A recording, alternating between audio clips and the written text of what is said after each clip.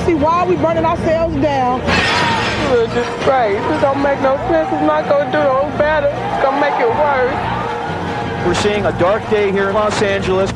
The vengeance after the verdict. Cries for justice. Pleas for peace amid the rage in Los Angeles. This is the CBS Evening News.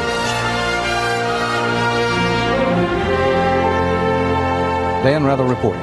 Good evening. 2,000 National Guardsmen are in Los Angeles tonight in case they're needed to keep order. In violence following the Rodney King verdict, at least 10 people have been killed, about 200 injured, and there have been 300 arrests. Property damage, $100 million and counting up. Our coverage begins with Bill Legatuda in Los Angeles. Bill?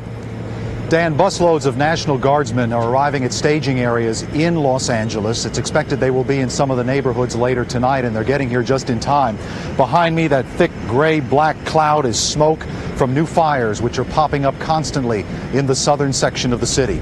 Everybody here expected some turmoil following yesterday's surprise courtroom verdicts, but no one imagined the kind of violent orgy that took place in the streets here overnight. This was the first indication it would be a long, ugly night. A white man who was dragged from his truck and beaten mercilessly by a group of black men. Onlookers watched and some cheered, and the police were nowhere in sight. The victim's only mistake was being white and in the wrong part of town. These people are angry, and they have every right to be. The anger kept pouring out. Crowds soon began throwing rocks and bottles and setting fires. Still, the police held back. The greedy began looting, and it continued for hours, unchecked. By nightfall, South Central Los Angeles was ablaze. Dozens of buildings had been torched, and fire trucks couldn't get anywhere near for fear of being attacked. One fireman had been shot and wounded. The war zone was a 5-square-mile section of the city known for its high crime and poverty. But there was some trouble everywhere. Across town at the city's police headquarters, a crowd of several hundred tried to rush the building. They taunted patrolmen who stood shoulder to shoulder in riot gear. Unable to provoke a fight, the angry mob roamed at will through downtown Los Angeles, trying to set government buildings on fire, breaking whatever they could, torching cars. And for much of the night, L.A.'s police force seemed unable to catch up. Whether they deliberately stood back or were caught off guard was the question dogging Chief Daryl Gates wherever he went today. Not everyone bought his explanation. We were simply overwhelmed and not able to get to some of those instances that we regret not getting to. Just days ago, Gates warned of violence and said his force was prepared. But there are many in the city who believe Gates allowed the tension to build to make his force look less aggressive, more the victims. We have come tonight to say we have had enough. L.A.'s mayor Tom Bradley helped stoke the anger over the verdicts with this fiery speech at a local church.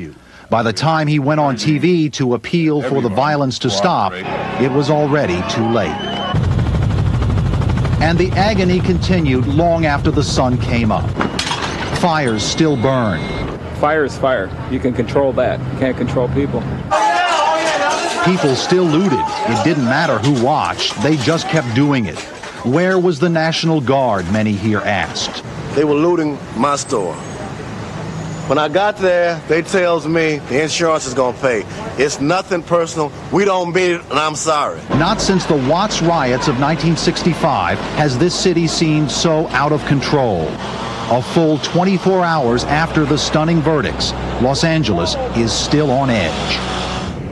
And you're looking at a live picture of the skyline of Los Angeles, where we've counted in the past half hour alone 3 new fires. The feeling is not good here, Dan. The looters and fire setters seem to be taunting police. The police seem unable to rein them in.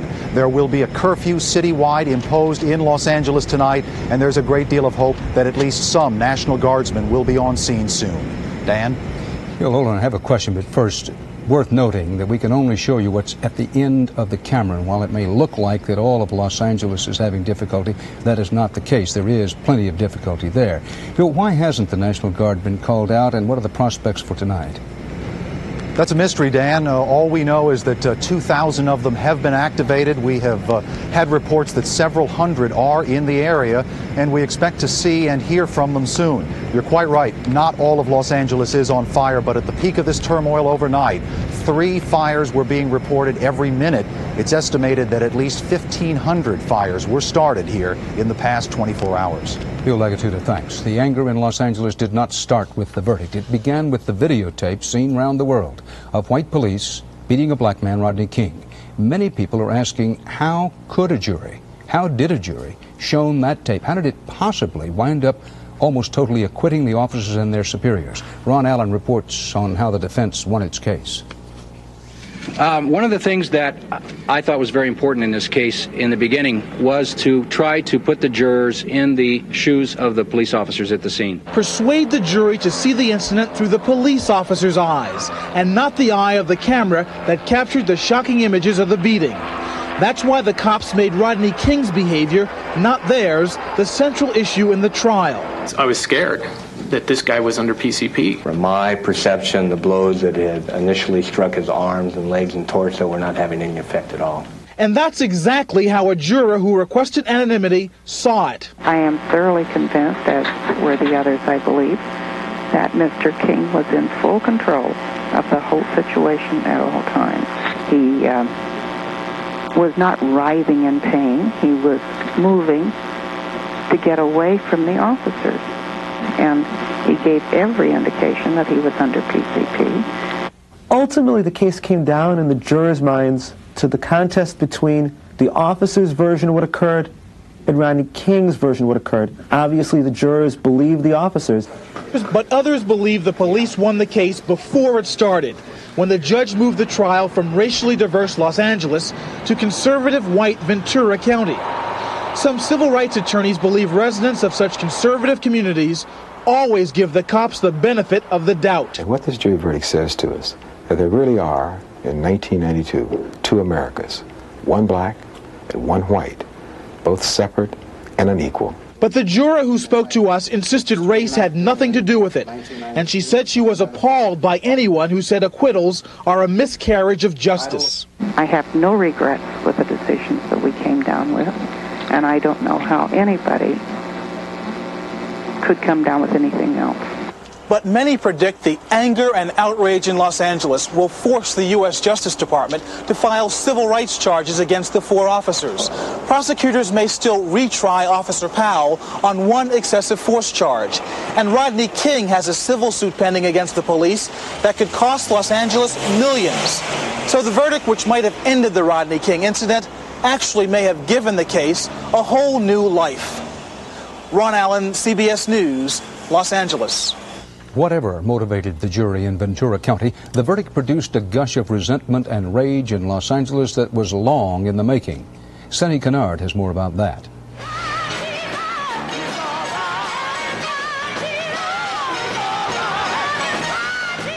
Rodney King case was nothing more than a hate crime. And we ain't gonna take this just lying down. We say no.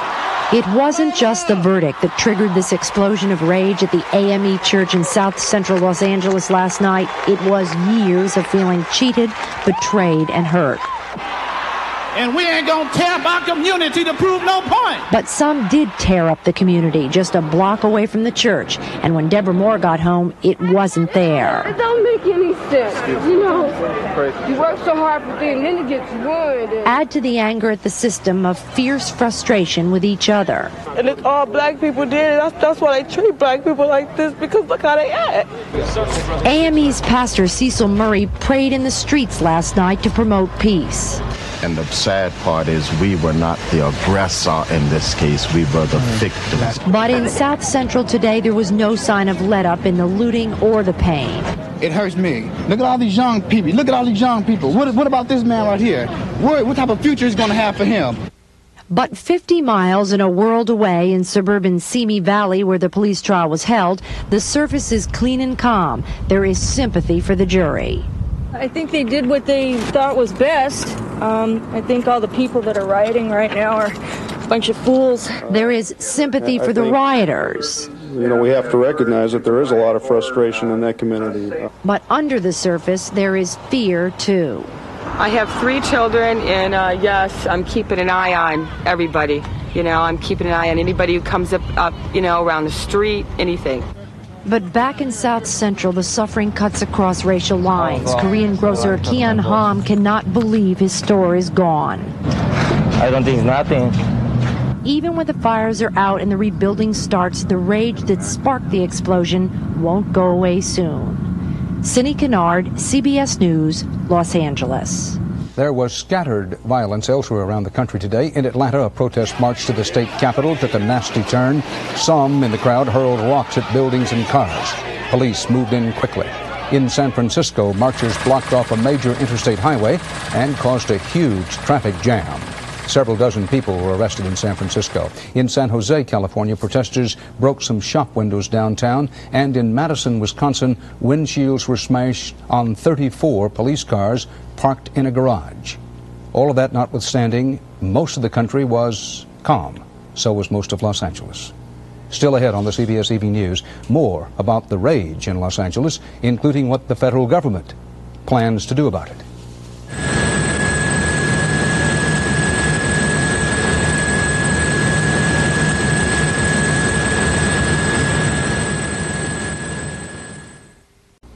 President Bush condemned the violence in Los Angeles today.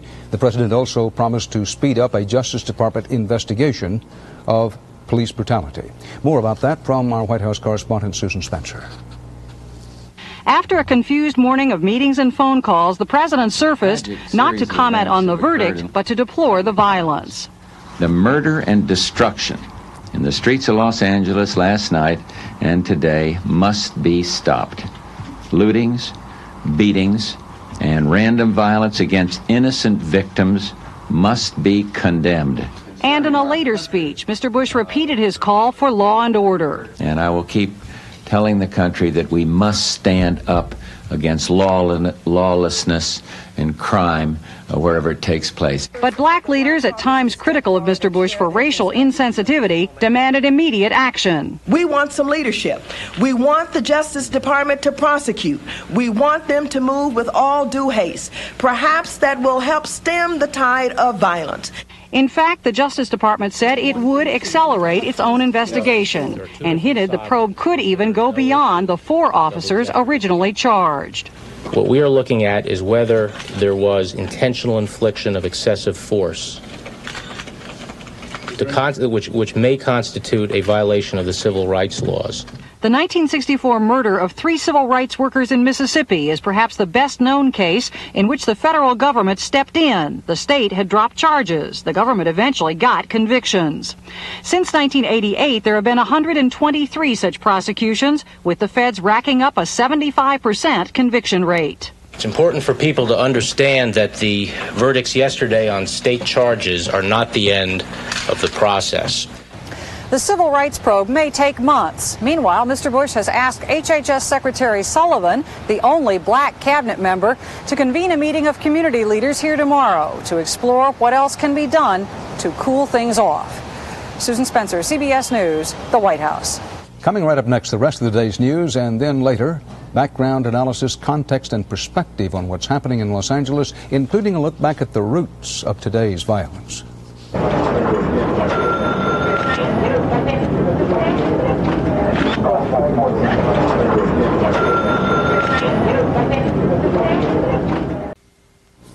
Back now with more special CBS News coverage of the rage in Los Angeles. The scenes today bring back violent images from the 1960s. This time, the pictures are live and in color, but the storyline is much the same. First one drops her hands, dead man. Watts, the summer of 65. Newark, the summer of 67. Detroit, the summer of 67. It was a time when the phrase long hot summer meant days and nights of rioting, meant rage and violence, meant scores of dead and thousands of wounded. Long hot summer meant race war in the streets of our ghettos. It meant burn, baby, burn. Racial riots were not only a relic of the 60s, There were outbursts in the 80s as well. This is near Miami. Injustice! Injustice! In almost every situation, the spark that ignited the violence was conflict between mostly white police and black men.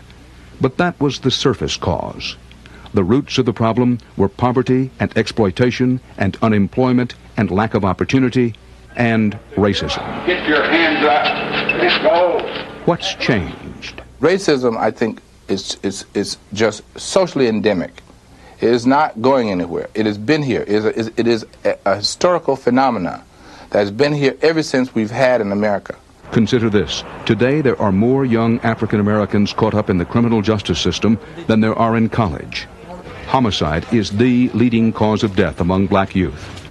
The life expectancy for black men in Harlem is shorter than it is for men in Bangladesh. Does anyone care? We've seen a lack of commitment to young people of color in these communities, and that's why they feel expendable, and that's why they feel that they are disposable. From Los Angeles 1965 to Los Angeles 1992, the common denominators are frustration and rage.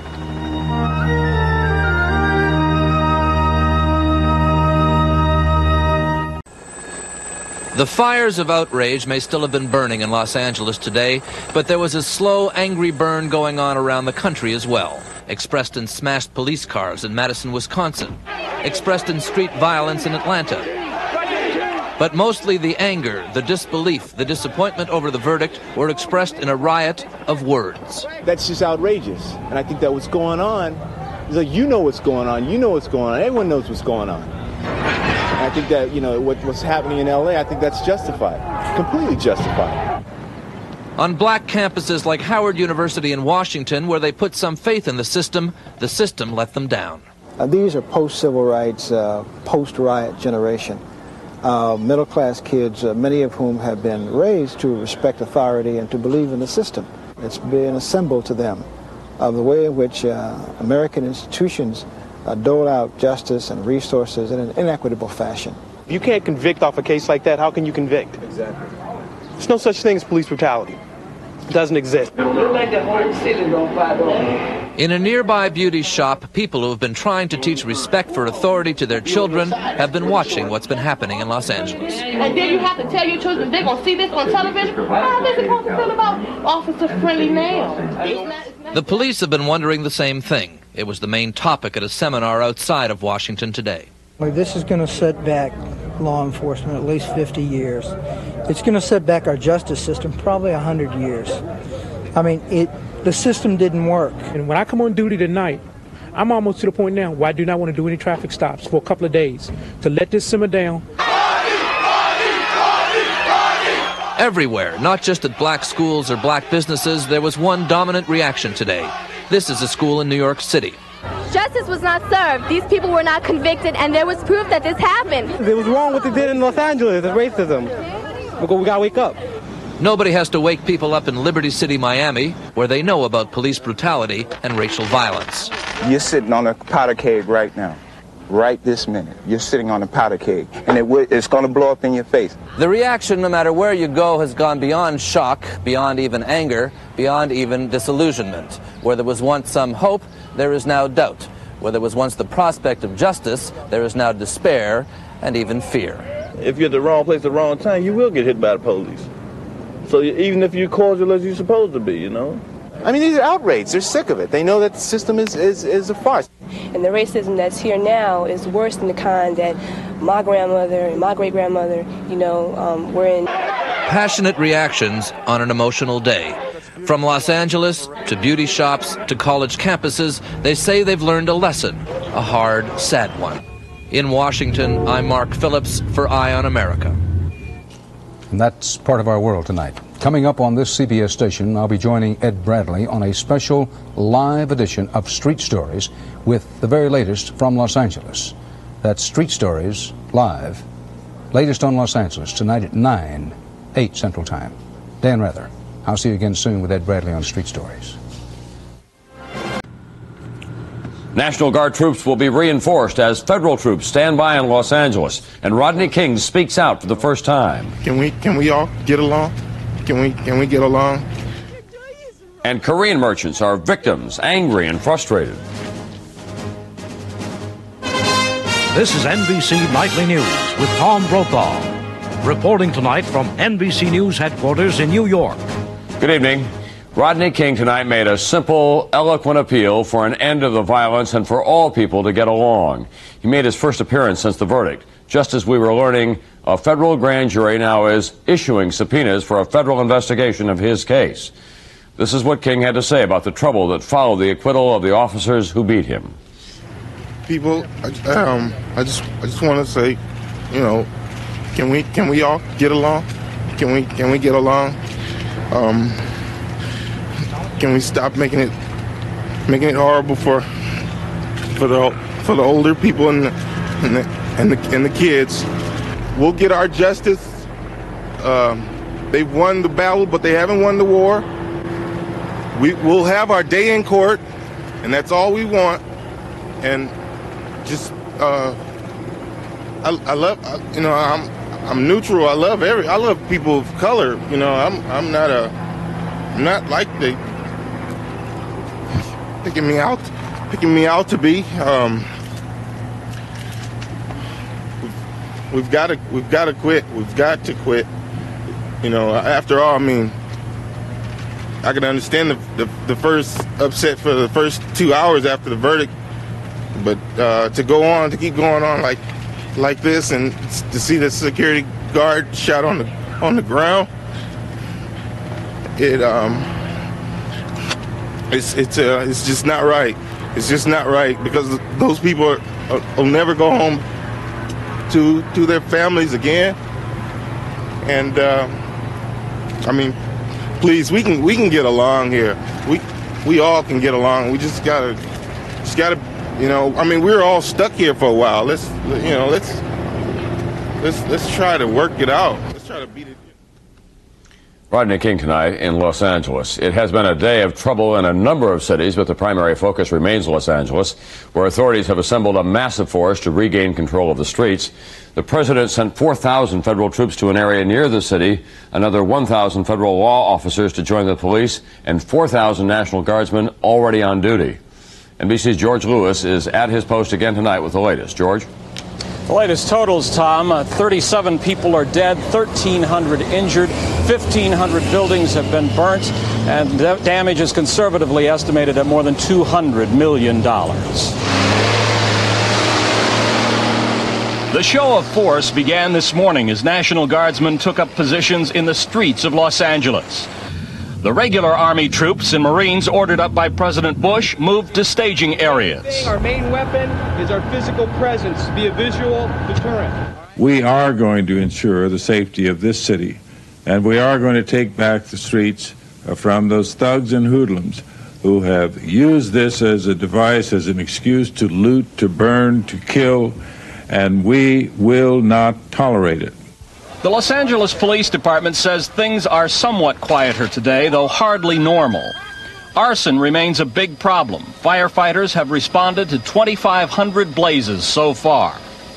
Not all parts of the city are under control. The looting of stores and businesses continues. These Korean shopkeepers asked looters to be orderly as they hauled away food and liquor. Don't break anything. If you need to get some beer, go get it. Yeah. Don't break anything, okay? Some streets in Los Angeles were virtually deserted as many businesses and the public schools remained closed. There was a line 6 blocks long around a south central Los Angeles post office. That's because there's no mail delivery in the area and people were trying to get their Social Security and payroll checks. But I got 3 babies at home to feed, and I'm hoping like hell I get my check. I don't have no food. I didn't loot no grocery store. No justice, no peace.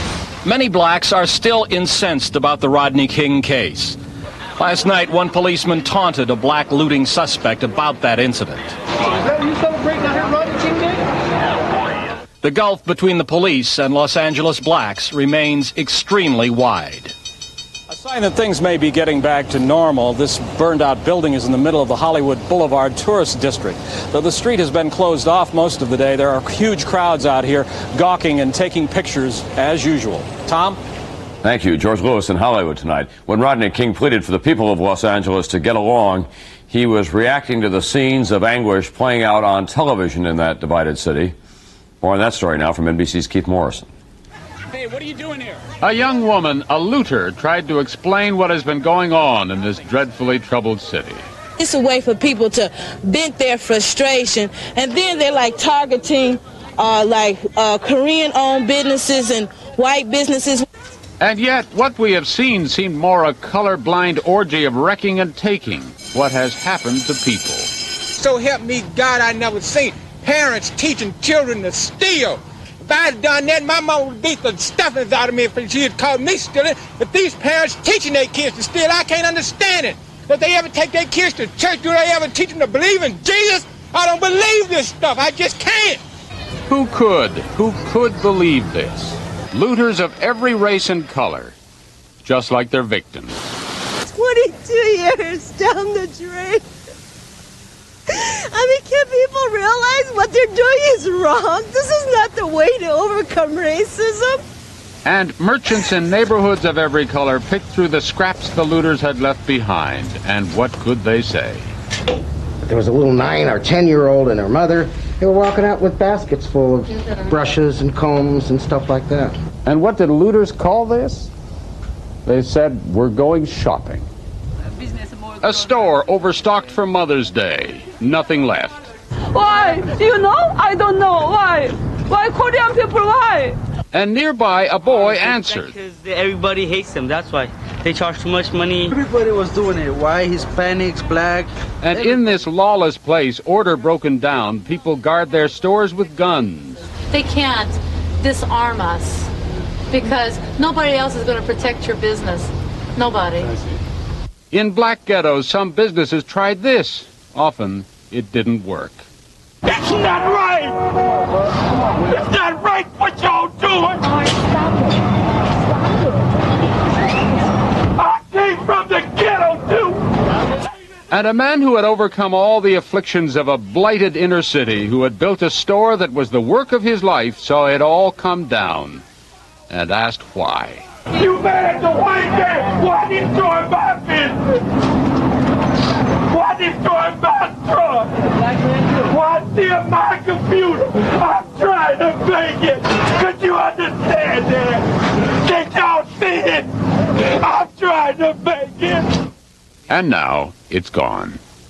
Keith Morrison, NBC News, Los Angeles. Other cities across the country were struck by disturbances during the night, although nothing on the scale of Los Angeles. NBC's Robert Hager is keeping track of the national scene. Beyond the Los Angeles area, violence was confined to fewer than a dozen cities and often involved only small gangs, but it was ugly.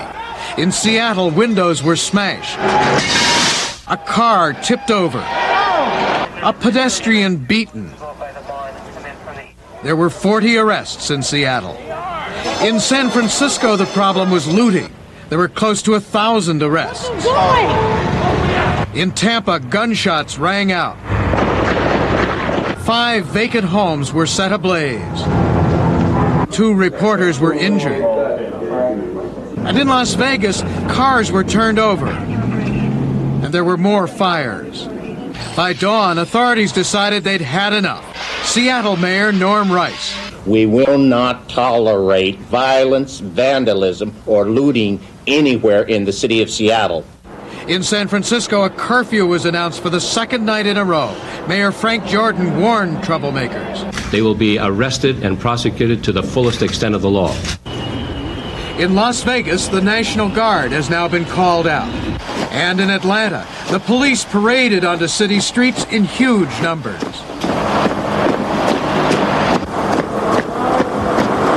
But in Atlanta, there was more trouble late today as police sought to confine demonstrators to campuses of the Atlanta University Center.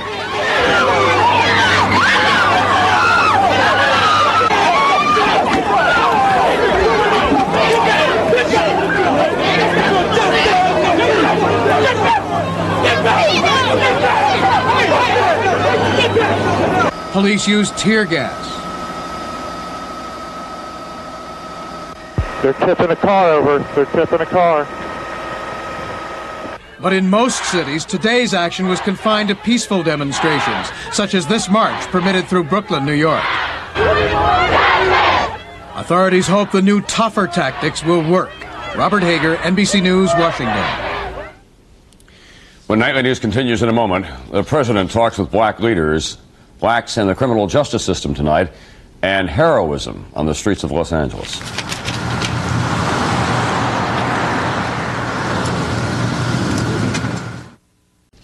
Returning now to the major story of the day, after the deaths in Los Angeles, the worst moments of the rioting were those savage beatings of innocent motorists who found themselves in the wrong place at the wrong time. But those dark moments also brought out the best in people. NBC's Roger O'Neill. Of all the images, this one took your breath away. A crazy mob nearly beating to death a man whose only mistake was to be on a street called Florence in south central L.A. I really couldn't even stand to watch it. It was just sickening. I was really shocked and disappointed that would happen anywhere. The man's name is Reginald Denny, a 36-year-old truck driver and a father. He is alive but badly hurt. It's a very, very ugly situation here. A white man beaten by blacks, but also rescued by the kindness of other blacks. He had everything. Bobby Green was one of the 4 strangers who saved Denny's life. Oh, he was trying to drive his truck, but he seemed like he didn't know what he was doing. So I just told him to move over, let me go ahead and finish driving for him. And he said, "Thank you, I really appreciate this." Green asked that we not show his face because he is afraid of how his acquaintances will react to his courage. Pierre Yule also risked his life to help Denny. I thought it was a reaction. This is not right. Let's get out here and do something. Denny is in critical but stable condition in an L.A. hospital. He is moving his fingers and toes, a good sign after the brain damage he sustained in the beating. Denny's mother is Sandra Mundy. I couldn't believe that anybody would do something to an innocent bystander like this. Why? Another driver who was dragged out of his truck and beaten by the street thugs was less fortunate. He has died. Almost every big news story has a snapshot which etches its way into our conscience. From Los Angeles, possibly 2 snapshots, the beating of Rodney King and the beating of Reginald Denny. But despite all of the bad, some good. I did a good deed. Yes, I do again. Roger O'Neill, NBC News, Los Angeles. Back in a moment with a final word. It's not right, and it's not gonna change anything.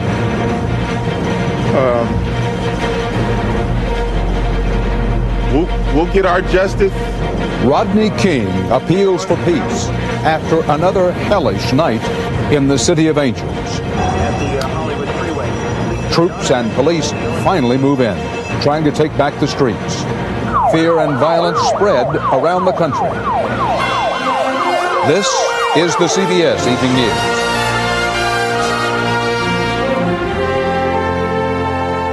Good evening, Dan Rather reporting. The Los Angeles police officers acquitted in the Rodney King beating may not be off the hook. Not completely, not yet. The case has now gone to a federal grand jury. The civil unrest in Los Angeles is now the deadliest in that city's history, worse than Watts in 1965. In 3 days of violence this week, at least 37 people have been killed, more than 1,300 injured. There have been more than 3,000 arrests.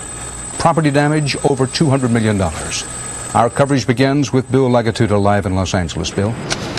Dan, just a few short minutes ago, the man whose name came to symbolize this crisis made his first public appearance in 14 months. A shaken Rodney King appealed for an end to the violence. We've got to quit. We've got to quit.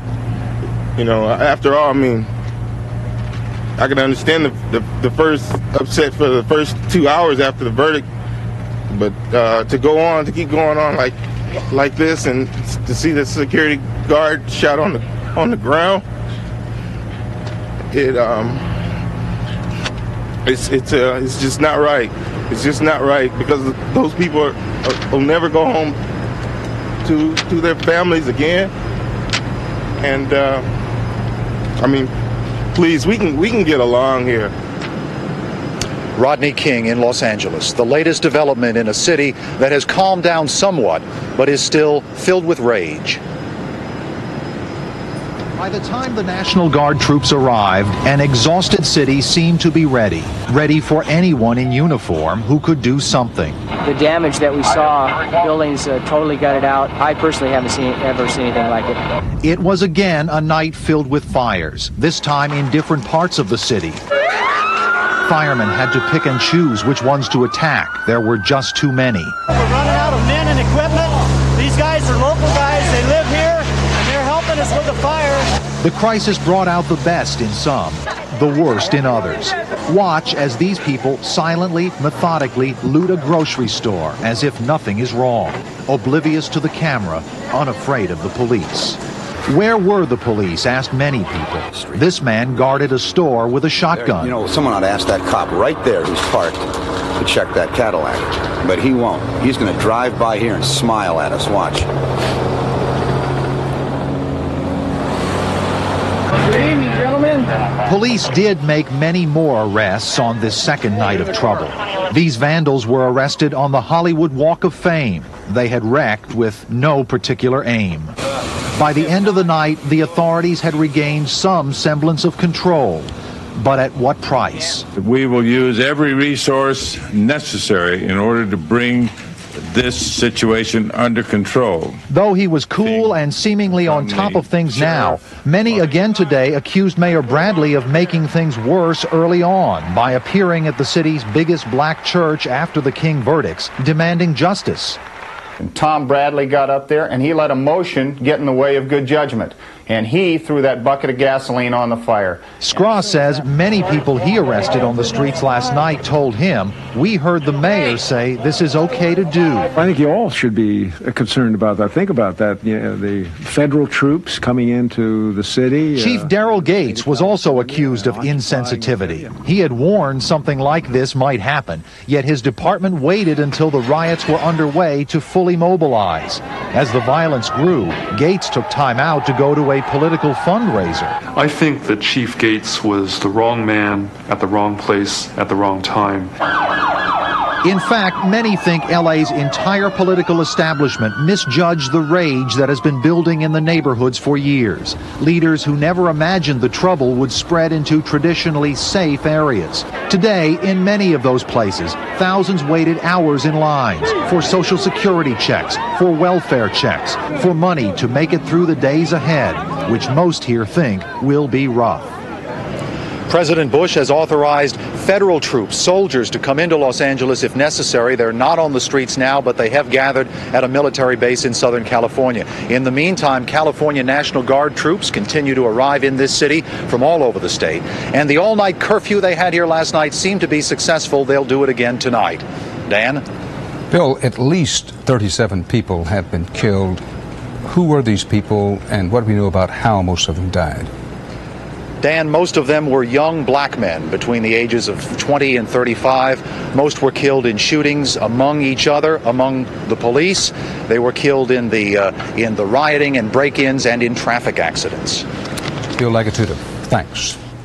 We want to remind you again that most of Los Angeles and most of its people are not involved in the violence. That's true even in one of the hardest hit areas, South Central Los Angeles, where pain and poverty have existed for years. Correspondent Rod Allen reports on the impact there. The window was still up. They hit the streets early. Black America's leaders calling for calm and trying to explain to the rest of America why the fires continue to burn. We need hope, and that's what this is about. Fundamentally, desperate people do desperate things. Burning is wrong. Looting is wrong, to be sure. And please, just stay at home. No more looting, no more burning. And let us pray for a better tomorrow. Most people in the black community will tell you it's not just the Rodney King verdict causing the mayhem. That was just a spark that ignited years of pent-up frustration. No justice, no peace, no more Rodney King, no more. The fires and looting, they say, are a demand for economic justice, a demand for opportunity for poor people with no jobs and no hope. Many are standing in line today, payday, waiting for a government check. It's like a recession right now. You know, people taking advantage of these things that they can get right now. You know, they don't have any money for one thing. I mean, there's no money around, so they're just taking advantage of it. You know, let's live together and stop all this racism, and stop all this hate, and stop all this foolishness. And it's minority against minority, too. Some looters spared black-owned businesses, but ransacked the Asian stores next door. We're going to take back our community. If we allowed you to come in before, maybe we made a mistake, but now we're telling you, you must go. I don't understand this. I mean, it's just unbelievable, inhumane things happen. The Lees lost their store, and a lot of blacks who worked there lost their jobs. They are good people. They have been good to my mother and my father. It's just ridiculous. It's just ridiculous. Just forget it. You know, I built this from scratch, okay? Everything that I own is in there. Richard Andrews watched his life savings go up in flames, too. The black who have businesses, they're the losers. We lose all the time. And nothing can explain to him why the community directs its violence and rage back at itself. Ron Allen, CBS News, Los Angeles. While the violence has been centered in the minority communities of Los Angeles, the fear is haunting other communities and people. Cindy Kennard has our report about that. I know it's against the law to carry a loaded weapon, so I'm not going to tell you whether or not this is loaded or not, but... Santa Monica attorney Jason Wettering is armed and feeling the danger. He says several of his firm's lawyers are carrying guns to work. No, I'm not a vigilante or something like that. I'm not going looking for trouble.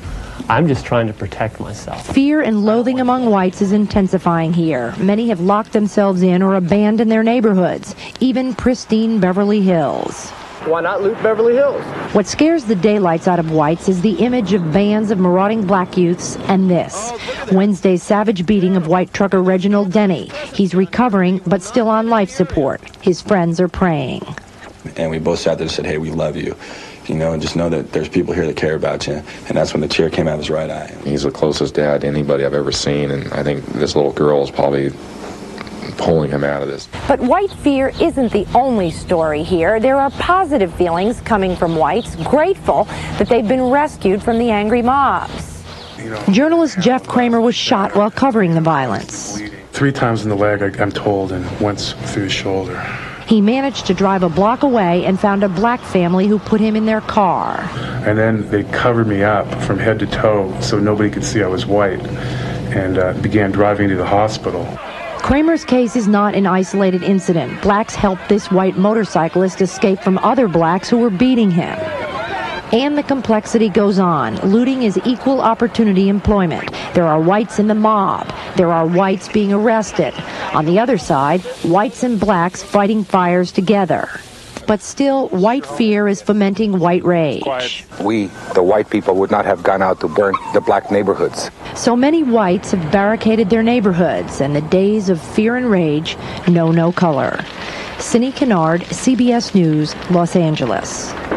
Still ahead on the CBS Evening News, more about the turmoil in Los Angeles and elsewhere, and what President Bush's strategy is.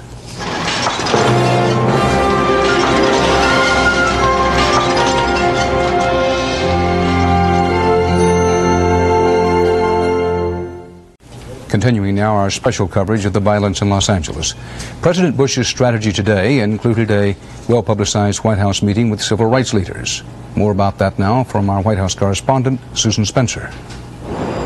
Top civil rights leaders converged on the White House to hear Mr. Bush say for the first time that he was shocked and amazed at the King verdict. But he said it at a meeting closed to reporters, reflecting the near panic here over both the situation and Mr. Bush's vulnerability on issues of race. The leaders demanded the president concern himself as much with the problems that bred the violence in L.A. as he has with the violence itself. But don't put it all on criminal elements. Some people have just fed up.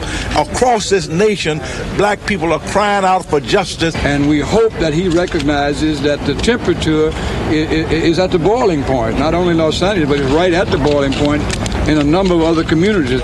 There were calls for immediate action. There were no commitments. We want the issue of unemployment dealt with. We want the issue of poverty being dealt with in those communities. We want the issue of racism being confronted in those communities.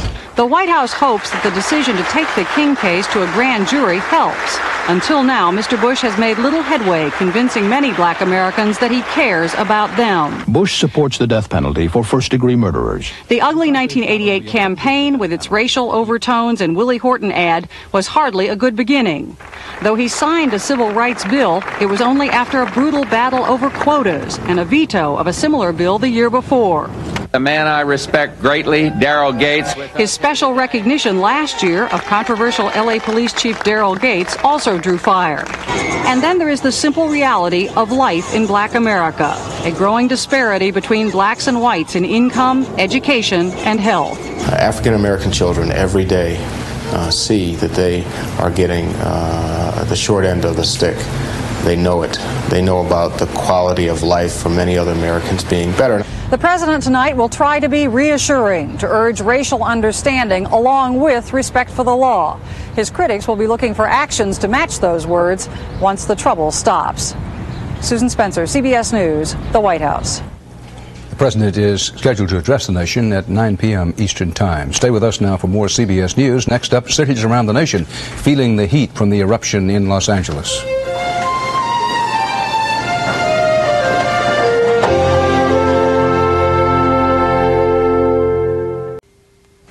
The jury verdict in the Rodney King case touched off protests and rallies around much of the country beyond Los Angeles. Most of them have been peaceful. Most, but not all. Aaron Hayes reports from Atlanta. College students clashed with Atlanta police units late today, and they got a quick response: tear gas. City leaders have made it clear since yesterday they are in no mood for trouble. Don't try to tear this city up. That's when you'll have some shootings. It's not going to help you to do that. Them good old boys. It's not going to benefit you to do that. And I'm in a position that I cannot let you do that. Protesters yesterday smashed and looted here until police made a heavy show of force, arresting hundreds and sweeping the city. Atlanta has been relatively calm since, compared to other cities across the country. In Las Vegas, police found a body in the burned rubble of a shopping center after a mob set fires last night and shot at people. Now the National Guard has been called in. In Seattle, groups of young people overturned cars, set fires, smashed windows. In city after city, bottled up anger exploded in violence. Tampa, Birmingham, Toledo, San Francisco.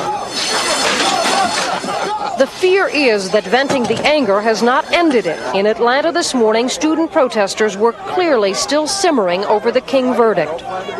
We are not making a formal apology for the violence. What we are saying is that the violence was a result of something that was set up a long time ago before we were even born.